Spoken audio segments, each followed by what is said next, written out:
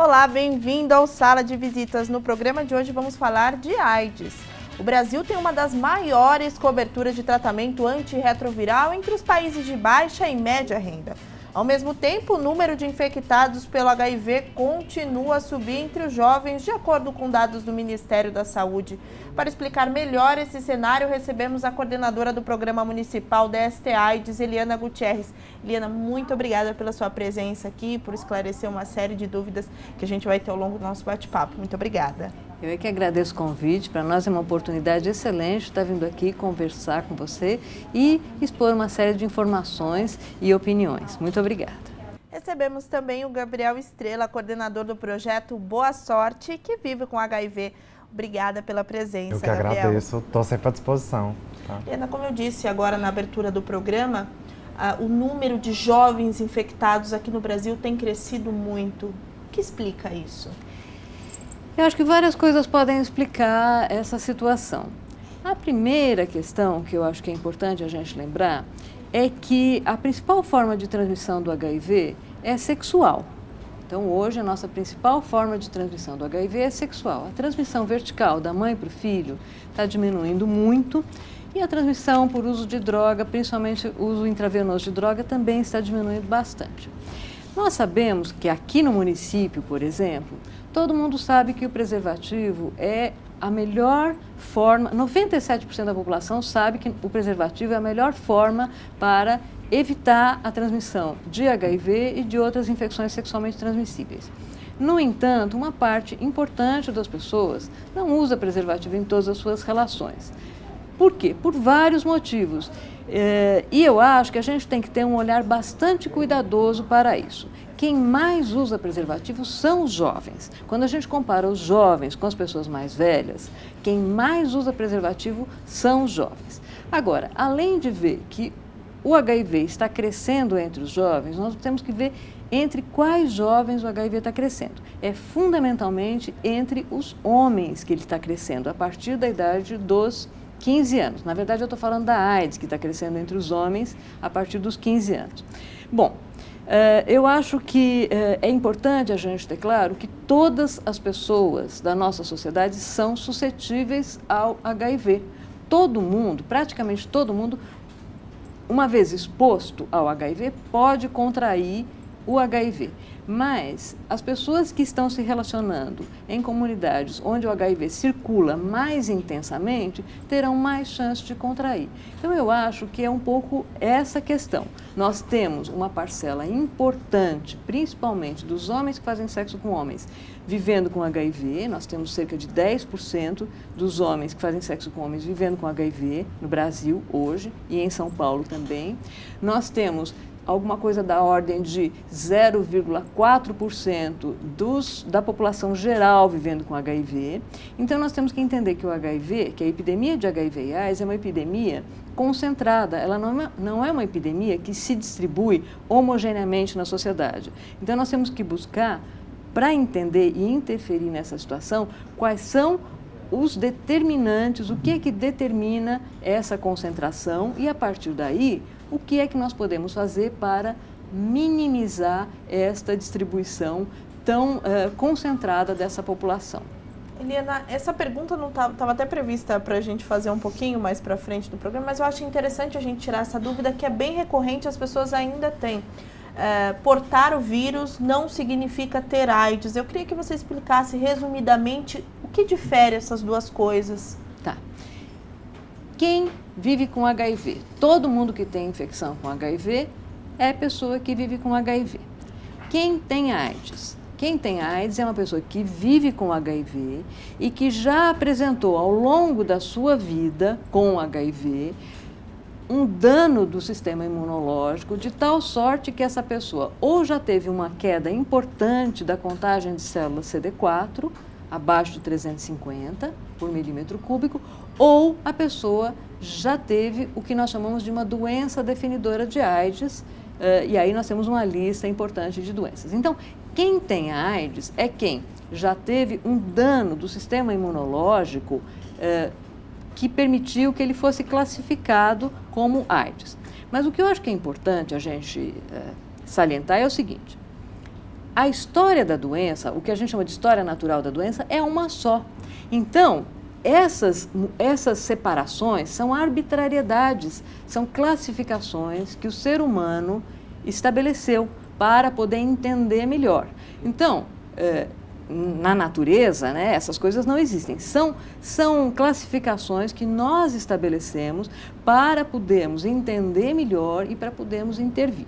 Então, todo mundo que tem AIDS vive com HIV, mas nem todo mundo que vive com HIV tem AIDS. E o que nós queremos, né, com todas as nossas intervenções, com a oferta de tratamento, etc. e tal, é reduzir bastante o número de novas infecções por HIV.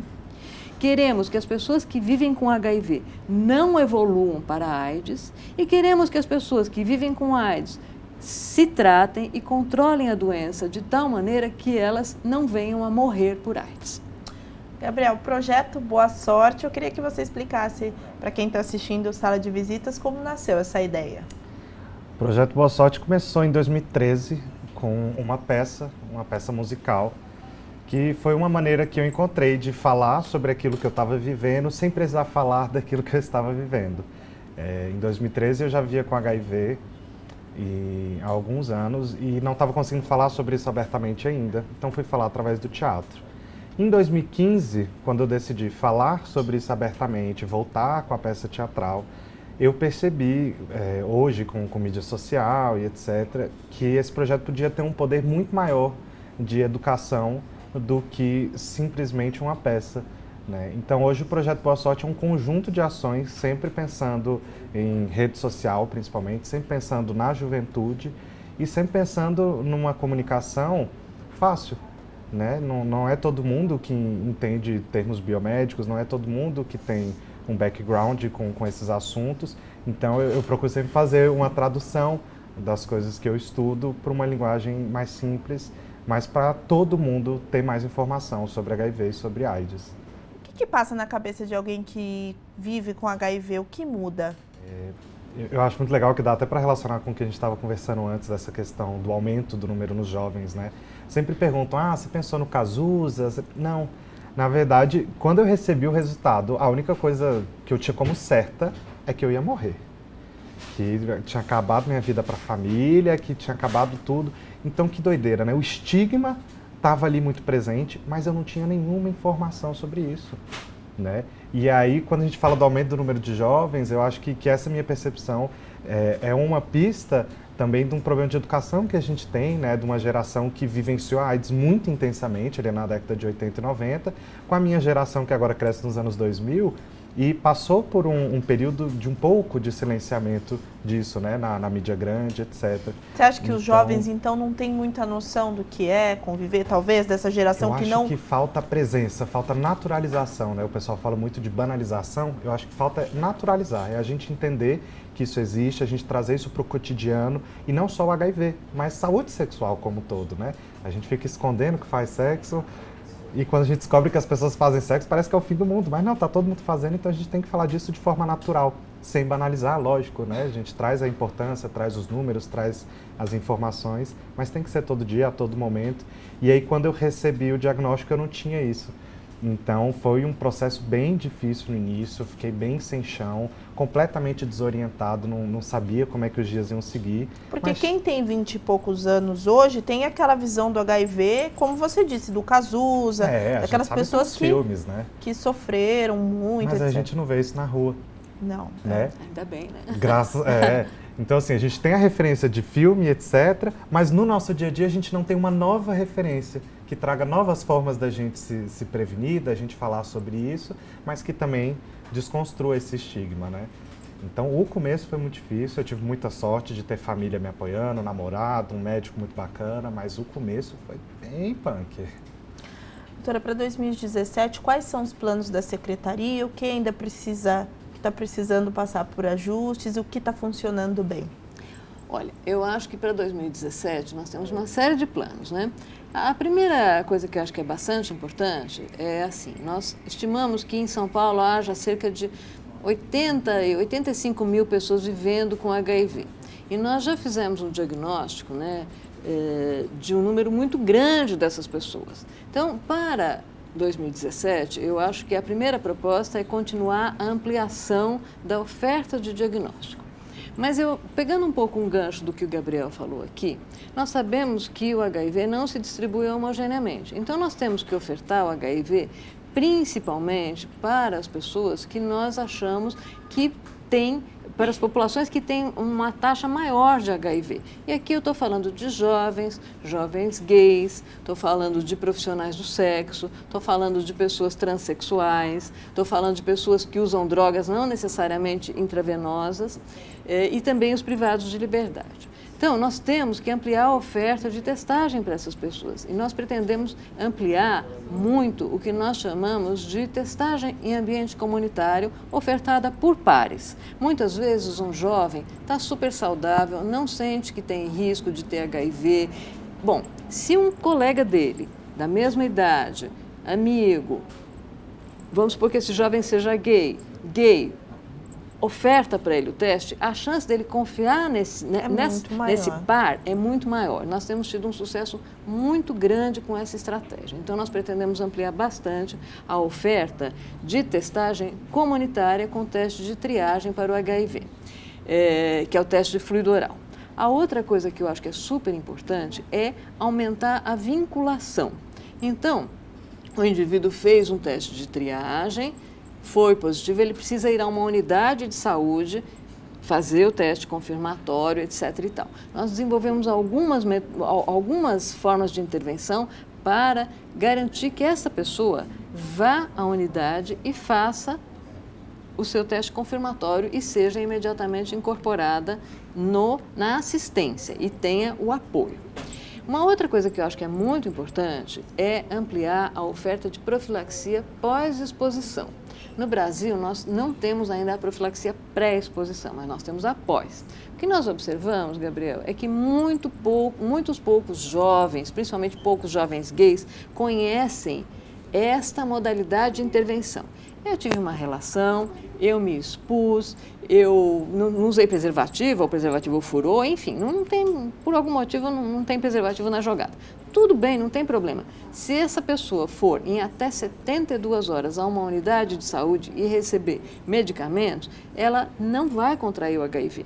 Nós tínhamos em São Paulo apenas um único hospital que ofertava profilaxia pós-exposição 24 horas. A prefeitura ampliou para mais 32 unidades de pronto-socorros que funcionam 24 horas, além das unidades municipais de DST/AIDS.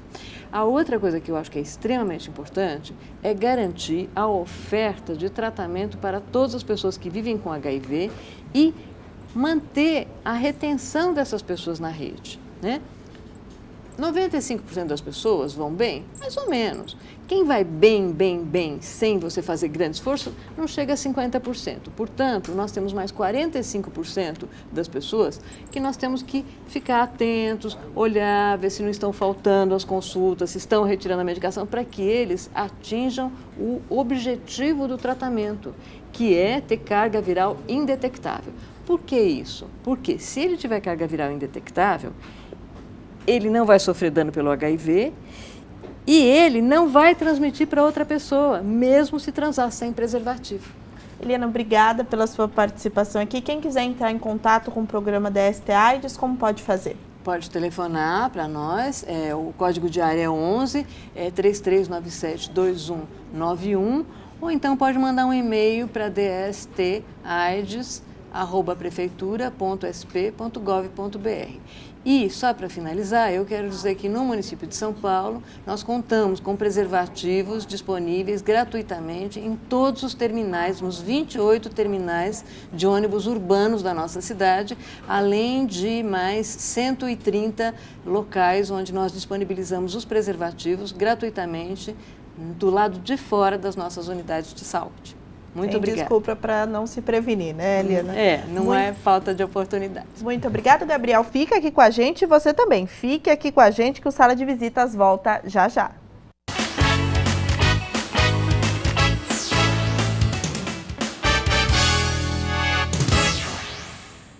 De volta com Sala de Visitas, hoje falando sobre a AIDS. Conosco, Gabriel Estrela, coordenador do projeto Boa Sorte. Recebo neste bloco Maria Clara Giana, coordenadora do Programa Estadual DST AIDS SP. Obrigada pela presença, Maria. Eu é que agradeço. Gabriel, eu queria fazer uma pergunta para você. Quando você percebeu que tinha alguma coisa errada ou você descobriu num exame de rotina? Como foi? Na verdade, eu estava fazendo um tratamento para o HPV, né? O HPV é mais fácil de detectar, porque ele dá algumas verrugas, então eu percebi, achei estranho, tive muita sorte, porque eu estava com um namorado que falou sobre isso com muita tranquilidade, ele virou para mim e falou, ó, eu vi umas verrugas, vamos ver o que que é, então um cara super bacana que me apoiou aí nesse processo, e aí fiz a bateria toda por causa do HPV, né? E acusou o HIV, né? Hoje eu até vejo esse resultado de exame como uma sorte, né? Porque fiz para sífilis, tomando tudo, não tinha nada, só o HIV. E a gente sabe que não é tão comum assim, né? Às vezes vem um monte de coisa junto. Então, foi uma rotina, mas não foi uma rotina, foi por outro motivo, né? Uma outra DST. E é isso.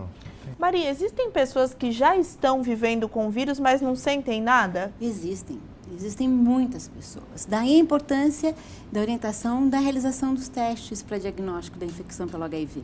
No nosso país nós temos vários serviços, vários centros de testagem que fazem testes rápidos, vários projetos desenvolvidos pelas não governamentais que também ofertam diagnóstico. Então, a gente tem que estimular as pessoas a realizarem os testes, buscarem o diagnóstico da infecção pelo HIV. Eu acho que isso é uma questão muito importante. E veja, no sistema público de saúde aqui no Brasil, a gente tem sim esses testes disponíveis. Mas quais são os sintomas? Eles existem?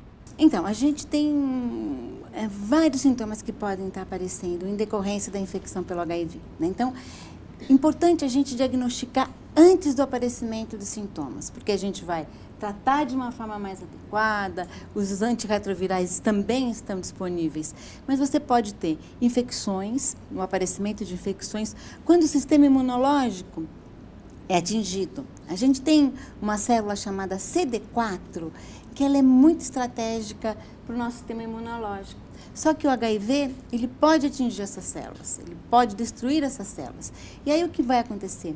A gente vai ter o aparecimento de infecções chamadas oportunistas, a gente pode ter quadros de emagrecimento, a gente pode ter aí um momento mais complicado, mas que ainda assim é possível a gente instituir o tratamento e essa pessoa pode sim responder.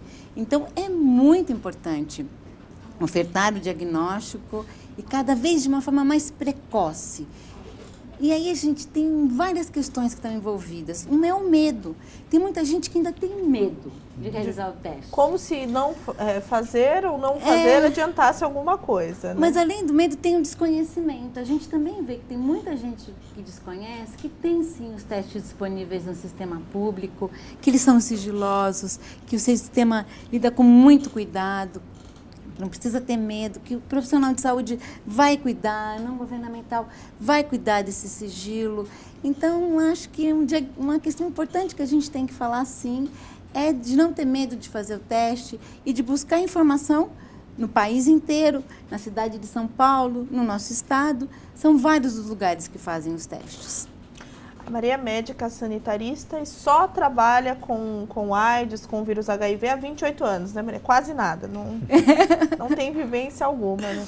O que evoluiu e as pessoas agora estão se tratando mais? Como é que está a evolução disso? Bom, acho que a gente evoluiu muito. Né? A gente é de uma época em que a gente não tinha tratamento nenhum. Hoje a gente tem um tratamento, é um tratamento muito interessante, cada vez menos efeitos colaterais esses medicamentos dão. Então, no rol de medicamentos evoluiu muito, mas a gente ainda vive numa sociedade com muito preconceito. Talvez essa questão do preconceito e da discriminação seja um problema muito sério, né? As pessoas ainda têm muito preconceito no que diz respeito às pessoas que vivem com HIV. São poucas as famílias É até que engraçado, trabalham, né? Porque bem com essa questão. As pessoas falam que o preconceito é um assunto clichê, mas a gente ainda fala de preconceito porque ele é muito frequente. As pessoas ainda são muito preconceituosas, né, Gabriel? Você vive muito isso? Como é? Eu tenho a sorte de ser blindado por um projeto, né, ser blindado por muita informação que eu adquiri para poder fazer esse projeto. Então, o preconceito, quando chega até mim, ele é rapidamente desconstruído, eu não me sinto ofendido por isso, eu já tenho várias ferramentas para lidar com isso. Mas não é a realidade de todo mundo, né? Ao mesmo tempo que quando o preconceito chega em mim e eu consigo combater, chega muito relato de preconceito e discriminação em mim que eu preciso de muito tempo para trabalhar com essa pessoa, né? Até eu falar abertamente do meu HIV foram 5 anos. Então, não é numa conversa de 8 mensagens no Facebook que eu vou conseguir fazer uma pessoa se sentir bem para enfrentar o preconceito que ela está, né, recebendo. Porque enfrentar o preconceito significa se colocar em evidência para talvez sofrer mais preconceito. Não é uma decisão fácil. No caso de relacionamento, não querendo invadir, claro, sua vida pessoal, mas para a gente entender, falar de comportamento, quando você julga que é o momento certo de contar, você já conta para um namorado? Como que você trabalha com isso? Eu digo que se tem uma regra que a gente pode colocar nesse sentido é que vai no seu tempo. Cada um sabe quando está pronto, né? Ninguém tem obrigação de contar. Ninguém, né? Ainda mais se você vai só transar, é um caso de baladinha, você não precisa contar. Você usa a prevenção, né? Você protege a si, protege ao outro, porque também você não conhece a pessoa, você não sabe se ela está trazendo uma sífilis e você pode se infectar, né? Então a gente se protege. Mas aí, se o relacionamento começa a avançar, você começa a ganhar mais intimidade, decide que vai namorar, são coisas, faz parte, né, de conhecer um ao outro, dividir. E o HIV, no meu caso, é uma coisa que eu tenho a dividir, a vivência, né, não o vírus, obviamente, mas então chega um momento em que eu não consigo não falar do HIV. E no meu caso, que eu lido com isso tranquilamente, isso vem muito naturalmente, né? Todos os namorados que eu tive, que a gente conversou sobre o HIV, sempre foi um momento muito tranquilo, tava fazendo um carinho, não sei o quê, tocou meu alarme, vou tomar remédio, que remédio pra quê? É porque eu vivo com HIV. Ok. Tranquilo, você nunca teve problema de alguém? Precisamos conversar uma coisa muito séria, né? Você já prepara um momento de terror e aí é lógico que a pessoa vai esperar o pior, né? Mas quando você consegue ter essa tranquilidade, você estar bem consigo mesmo, para entender que você não oferece risco ao outro quando você está se tratando direitinho, né? Que você não oferece risco de abandono também, você vai ficar vivo, vai viver bem, vai poder acompanhar essa pessoa em todos os planos, é viagem, é academia, o que vocês quiserem fazer. Quando a gente está com essa certeza, fica bem mais fácil de conversar com o outro. Essa questão que o Gabriel fala, ela é muito importante, né? As pessoas que iniciam um tratamento antirretroviral têm que tomar os medicamentos para o resto da sua vida. E tem que tomar direitinho. Como o Gabriel falou, nós temos que usar os medicamentos de uma forma correta. Um problema que a gente tem ainda, a gente tem muito óbito em decorrência da AIDS. Para você ter ideia, nós temos 7 óbitos todos os dias no estado de São Paulo em decorrência da AIDS. E por que a gente tem esses óbitos? Porque as pessoas abandonaram o segmento, não conseguiram tomar os medicamentos de uma forma adequada, deixaram de tomar os medicamentos, ou a gente fez o diagnóstico tardio, de uma forma muito tardia. Então, tomar os medicamentos antirretrovirais e ter serviços com qualidade, que além do medicamento, acolham e tratem as pessoas que vivem com HIV de uma forma integral. Eu preciso sim de psicólogo, eu preciso sim de assistência social. Eu queria até abordar isso porque eu assisti um vídeo do Gabriel um pouco antes da gente começar a conversar aqui sobre um caso de um rapaz que se suicidou, ele convivia com o vírus. Entrando nesse assunto, qual é o apoio psicológico que os programas da ST-AIDS fazem e também qual é o apoio clínico mesmo oferecido pelos programas? A gente tem um grupo de profissionais, os serviços que acompanham pessoas que vivem com HIV contam com médicos, contam com infectologistas, contam com equipe multiprofissional, com psicólogos, devem contar. Muitas vezes eu não tenho todos esses profissionais nos serviços, mas eles são sim muito importantes. O atendimento não pode ser baseado apenas no atendimento médico. O medicamento ele é fundamental, o antirretroviral ele é muito importante, mas nós temos que ter serviços com qualidade, que deem esse suporte. Porque, ao mesmo tempo que a gente tem questões estruturais, que são questões que a gente estava discutindo nesse nível, do preconceito, da discriminação, de um suporte social complicado, nós temos que ter serviços de saúde com qualidade. Nós acreditamos que é possível, sim. E aqui a gente tem vários serviços no nosso país que dão conta, sim, desse atendimento multiprofissional. E se você me perguntar qual a expectativa que eu tenho para 2017, eu tenho, sim, a expectativa que os novos secretários municipais de saúde, que estão assumindo agora, possam, sim, olhar para esses serviços, qualificarem esses serviços cada vez mais. Apesar do momento em que a gente vive no país, que a gente possa ter a saúde, sim, como prioridade, que a gente possa ter, sim, o SUS sendo defendido por todos nós, que a gente possa ter, sim, serviços que olhem para as pessoas de uma forma integral. Eu estou aqui falando por AIDS, mas eu sou uma profissional do SUS.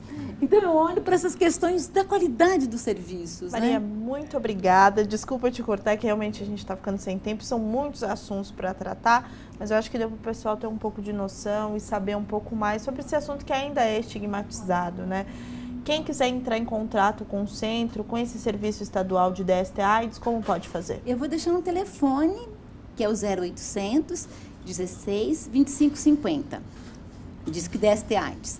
Segunda às sextas-feiras, das 8 às 18 horas. Neste telefone, as pessoas podem ligar, podem ter informações onde fazer o teste. Acabou de ver, ficou interessado? Liga lá. É possível a gente informar no local perto da sua residência para fazer o teste. E um site, crt.saude.sp.gov.br.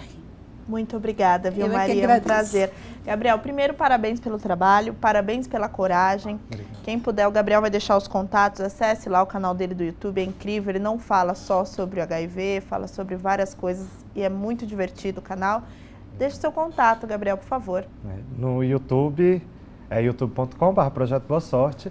E quem quiser conversar mais próximo, pode ir no Facebook, a gente tem uma página também, facebook.com/Projeto Boa Sorte, que quem envia mensagem lá eu respondo tudo.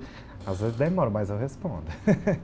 E obrigada a você que nos acompanhou em mais uma edição do Sala de Visitas. Até o próximo programa TV Câmara São Paulo, informação para a cidadania.